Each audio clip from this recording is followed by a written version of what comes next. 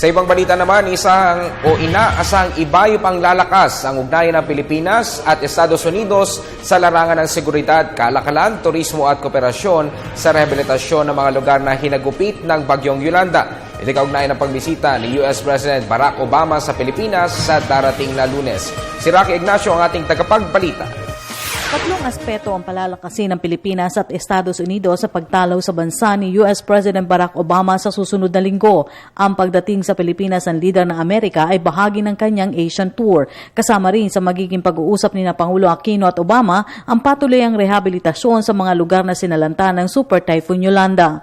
We look forward to the upcoming visit of U.S. President Barack Obama to the Philippines on 28-29 April 2014. The eighth by an American president. This visit will provide leaders an opportunity to exchange views on their strategic vision in the 21st century and discuss new avenues to further strengthen the long-standing relations between the two countries by intensifying political and security cooperation, expanding trade and investment, tourism and development cooperation, and deepening people-to-people ties. They will also discuss continued cooperation on the rehabilitation of Yolanda-affected areas. Mahalagaan niya ang pagbisita ni Obama sa bansa para sa ibayo pang pagpapatatag ng relasyon na may kinalaman sa pambansang interes. Bibisita sa Obama sa Pilipinas sa harap na rin ng maritime dispute sa West Philippine Sea sa pagitan ng China. That is precisely the purpose of the dialogue that will take place. From the Philippine perspective, we would like to be able to arrive at a clearer understanding with the U.S. on important aspects of the strategic partnership in those three areas. And we can be sure that President Aquino will take up with President Obama what he considers to be the primary or priority concerns of the government.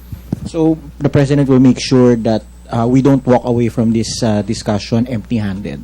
Well, any dialogue of this nature has a character of taking into account mutual interest and mutual benefit. It cannot be just a one-sided proposition in favor of one party over the other. I believe both the U.S. and the Philippines are looking at an outcome that is mutually beneficial. Samantala, ginit ni Coloma na patuloy pa rin ang masusing pagbalangkas ng enhanced defense cooperation sa pagitan ng Pilipinas at Amerika. It continues to be discussed by both sides. The last update last Monday, in the last update I gave you last Monday, I told you that interagency vetting is still ongoing. That's for the Philippine side, and it's still ongoing.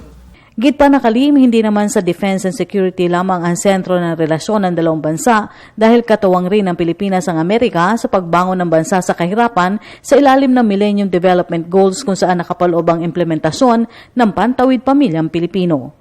Para sa Telebisyon ng Bayan, Rocky Ignacio.